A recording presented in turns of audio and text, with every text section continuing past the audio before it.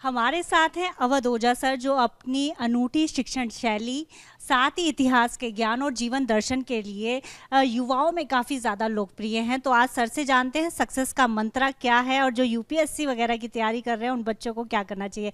तो सर, आप हमेशा कहते हैं कि मेहनत करने से ही और संघर्ष करने से ही राजा बना जाता है। तो ये बताइए कि जो आजकल के बच्चे हैं वो हमेशा शॉर्टकट और इंस्टेंट सक्सेस में विश्वास करते हैं, तो उन बच्चों को किस तरह का माइंडसेट रखना चाहिए? उन्हें महाभारत के युद्ध से एक सीख लेनी चाहिए कि जब भी आप युद्ध में शामिल होते हैं, जैसे आप स्कूल में हैं, कॉलेज में हैं, यूनिवर्सिटी में हैं, तो वहाँ युद्ध नहीं है। अगर 50 बच्चे क्लास में हैं तो मैनेजमेंट चाहता है कि सारे 50 के 50 बच्चे पास हो जाएं। लेकिन अगर 50 बच्चे आईएएस का एग्ज़ाम देने जा रहे हैं तो यूपीएससी चाहती है कि इसमें 40 फेल हो जाएं। कितना डिफरेंस हो गया अप्रोच में। एक चाहती है 50 के 50 पास हो जाएं, एक चाहती है 50 में से 40 फेल हो जाएं। तो जब अब ये जो फेल होने वाली बात है, ये महाभारत युद्ध कंपटीशन मतलब महाभारत का युद्ध। वहां आप कितनी भी बाण चलाओगे भीष्म पितामह पे, उसका कोई असर नहीं होगा जब तक आपको यह पता नहीं होगा कि भीष्म पितामह के सामने शिखंडी को खड़ा करना है। तो हर युद्ध की जो पहली आवश्यकता है वह है स्ट्रैटेजी, कि आपको अपनी स्ट्रैटेजी बनानी है। यार ये क्या है, नीट की परीक्षा देना है, और किसी भी परीक्षा की स्ट्रैटेजी को समझने के लिए सबसे प्यारा माध्यम यह है कि आप उसका अनसॉल्व उठाओ। जिस भी परीक्षा में आप जा रहे हो उसका अनसॉल्व उठाओ और पिछले 15 साल के क्वेश्चन पेपर को पहले 1 महीना बैठकर सेग्रीगेट करो। जैसे आप नीट की परीक्षा देने जा रहे हो तो आप 4 पार्ट बनाओ, जूलॉजी, बॉटनी, फिजिक्स, केमिस्ट्री, और फिर चारों का एक 15 साल का ग्राफ बनाओ आप कि अटैकिंग पॉइंट क्या है, क्वेश्चन के टाइप क्या है, कैसे क्वेश्चन पूछ रहे हैं। 1 महीना आप दो अपने आप को, आप सीधे महाभारत में कूद जाते हो।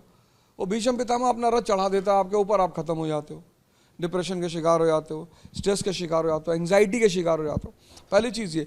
दूसरी, स्ट्रैटेजी बनाने के बाद जो दूसरी चीज़ है, आप कृष्ण खोजो। कृष्ण, अब कृष्ण खोजने वृंदावन मत चले जाना। जब मैं कृष्ण कह रहा हूं तो मैं कह रहा हूं दिशा दिखाने वाला, एक ऐसा व्यक्ति जो आपको दिशा दे दे सही। बहुत सारे लोग, वो खोजना पड़ेगा। आप किसी कहने पे मत जाओ कि वो टीचर बहुत अच्छा पढ़ाता है, वो टीचर बहुत अच्छा पढ़ा। अब तो सारे टीचरों के लेक्चर यूट्यूब पे पड़े हुए हैं, तो आप यूट्यूब से देख के जान सकते हो कि कौन मुझे सूट कर रहा है। हो सकता है आपको महावीर जी की बातें समझ में ना आए लेकिन बुद्ध की आ जाए। तो दूसरा, आप कृष्ण खोजो। तीसरा, बाहर की सारी लड़ाइयां अंदर की ताकत पे निर्भर करती हैं, और बाहर की जब लड़ाइयां चल रही होती हैं तो पैरेलली जीवन भी चल रहा होता है। हो सकता है आपकी मौसी और आपकी मम्मी की लड़ाई चल रही हो सकता है आपके बुआ और आपके पिता की लड़ाई चल रही हो सकता है आपकी बुआ ने आपके पापा से मकान में हिस्सा मांग लिया हो। ये सब भी तो चुनौतियां हैं। हो सकता है आपके पिताजी फाइनेंशियली बैंकरप्ट हो चुके हों।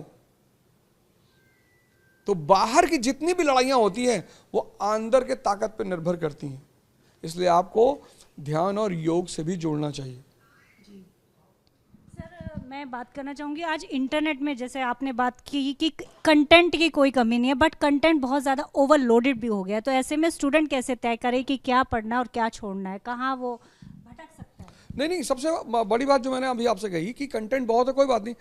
अब हर टीचर हर व्यक्ति को समझ में नहीं आता। मैंने कहा ना, बुद्ध एक ही बात बता रहे, महावीर बता रहे, कबीर बता रहे, नानक जी बता रहे। तो आप ये देखो कि आपको किस टीचर की भाषा समझ में आ रही है, आप कनेक्ट किससे बहुत जल्दी हो जाते हो, उसको पकड़ लो, उसके लेक्चर्स फॉलो कर लो, आपको बहुत फायदा होगा। जी, जैसे कि कई स्टूडेंट्स एग्ज़ाम की तैयारी करते हैं, कुछ रह जाते हैं। जैसे अभी भी हमने देखा कि जो नीट का फर्स्ट एग्ज़ाम हुआ वो जब कैंसिल हुआ तो काफ़ी बच्चों ने सुसाइड कर लिया, डिप्रेशन में चले जाते हैं। तो ऐसे बच्चों को आप क्या सलाह देना चाहेंगे? नहीं, तो माँ बाप का सब कुछ होते हैं ना सर। बिल्कुल बिल्कुल बिल्कुल। एक्चुअली सुसाइड करना किसी समस्या का सोल्यूशन नहीं है। हालांकि कहते हैं ना, जो बहुत भावुक लोग होते हैं वो सुसाइड कर लेते हैं, पर अगर आप इतने भाव रखते हो कि आप बाहर की चुनौतियों को फेस नहीं कर सकते तो फिर आपने महत्वाकांक्षा का सपना ही क्यों पाल रखा है? बाहर तो युद्ध ही, तभी तो मैंने इस पॉइंट को कहा कि बाहर चारों तरफ युद्ध चल रहा है और उस युद्ध का आप उसे रोक भी नहीं सकते हो। अगर आपकी, मैंने कहा ना, अगर आपकी बुआ ने मकान में हिस्सा मांग लिया, ना खत्म होने वाला युद्ध चल रहा है। ना खत्म। महाभारत बड़ा प्यारा शब्द है, सबके जीवन में सभी अर्जुन है। बस अगर कोई कृष्ण ढूंढ ले तो महाभारत आसान हो जाता है। तो सुसाइड करना कोई सोल्यूशन नहीं है। आपको चाहिए काउंसलिंग करना चाहिए, बात करना चाहिए। भाई कलाम साहब थे, फाइटर बनना चाहते थे, अगर वो सुसाइड कर लेते तो इतने फेमस इंडिया के प्रेसिडेंट कैसे बनते वो? तो जब अगर योग्यता जहाँ भी है ना, योग्यता।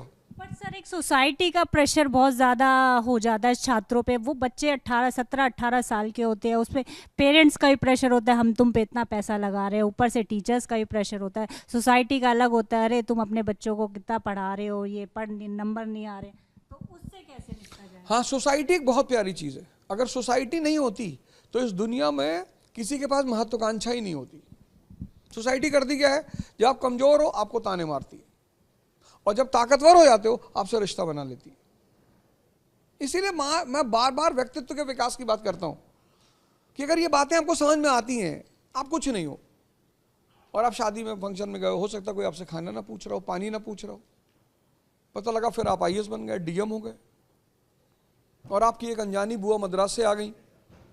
तो सोसाइटी बहुत प्यारी चीज़ है। अगर वो प्रेशर बिल्डअप नहीं करेगी तो आप जीवन में कुछ कर भी नहीं पाओगे। वही मोटिवेशन देती है ओरिजिनल।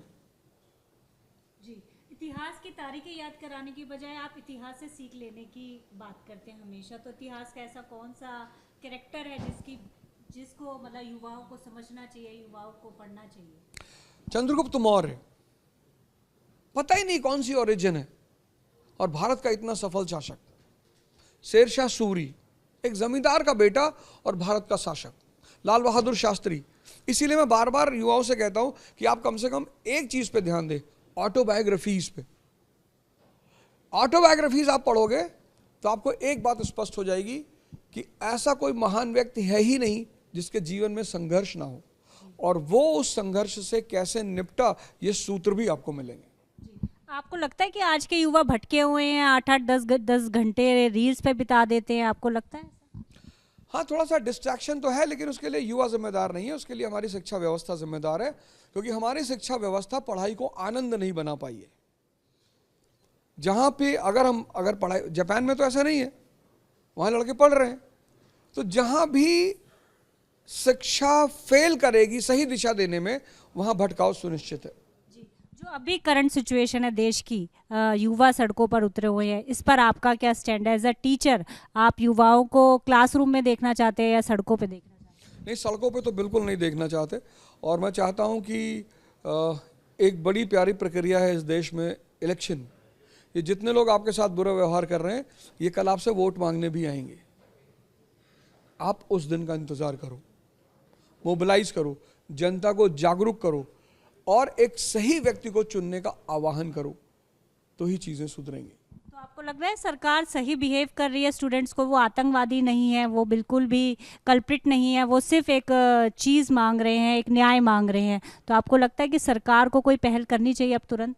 नहीं, अब तो मैंने अभी वही एग्जाम्पल वहाँ भी दिया कि जब कुकर फट गया उसके बाद आप कुकर बनवाने जा रहे हैं तो कोई फ़ायदा नहीं है। तो जब चीज़ें गर्म हो रही थी तभी सरकार को डायलॉग, तो सरकार का काम है डायलॉग करना। एक डेलीगेशन 4 IAS अधिकारी भेज देने थे कि भाई जाओ इन लोगों से बात करो, देखो क्या होता है। कम से कम एक पहल तो आप कर सकते थे कि आपको कुछ, सरकार को क्या करना है, 4 IAS ऑफिसर बुलाने हैं, एक कमेटी बनानी है और भेजना है कि भाई जाओ बात करो, तो वहाँ से कोई ना कोई रास्ता निकल ही आता। अब जब चिंगारी भड़क गई और बच्चे मार खा गए, ये गलत था, ये सरकार को नहीं करना चाहिए था। तो अभी आपको क्या लगता है कि ये मूवमेंट को जारी रखना चाहिए स्टूडेंट्स को? नहीं, मूवमेंट तो अब जारी हो ही गया। जो मार खा गए वो वापस कहाँ जाने वाले हैं, जब आपने मार ही दिया उनको। और मार के साथ एक बहुत गंदा पहलू ये है कि अगर मार भय ख़त्म कर दे तो फिर वो बहुत गलत होता है। तो मैं तो स्टूडेंट से कहूँगा कि आप जो है, लेकिन मैं एक बात कहूँगा कि आप अहिंसा को मत छोड़ना। आप सरकार को कोई ऐसा मौका मत देना जब सरकार आपको दोषी करार दे दे और आपको अपराधी सिद्ध कर दे। अगर गांधी जी सफल हो सकते हैं अंग्रेजों से, और वो तो विदेशी लोग थे, उनसे अगर वो सफल हो सकते हैं, मैं आपको एग्जांपल दे देता हूँ। 1920 से 22 भारत में असहयोग आंदोलन चला, एक भी व्यक्ति मार नहीं खाया। उसकी वजह सिर्फ ये थी कि शांतिपूर्ण आंदोलन चल रहा था। तो उस चीज को आपको लगता नहीं अब समय बदल गया है? आज का युवा समय कब के, समय कितना भी बदले, कुछ सिद्धांत सार्वभौमिक होते हैं। भगवान राम अहिंसावादी रहे, कृष्ण भी रहे, अशोक भी रहे। तो जो चीज़ हमारा मूलभूत है, स्टूडेंट को अहिंसा पे नहीं आना चाहिए, हिंसा पे नहीं आना चाहिए, क्योंकि बड़ी सारी बातें हैं। और प्रोटेस्ट के बहुत अच्छे अच्छे तरीके हैं। मैंने कहा ना, एक तो सबसे बढ़िया तरीका यही है कि इलेक्शंस किसी ना किसी राज्य में चल ही रहे होते हैं, तो जब ये आपके पास आए, अभी तो आप इनके पास जा रहे हो तो आपसे बदतमीजी कर दी, भाई आपकी बुआ के घर आप गए, उन्होंने दरवाज़ा बंद कर लिया, भगा दिया आपको, तो कभी को भी तो आएंगी ना आपके घर।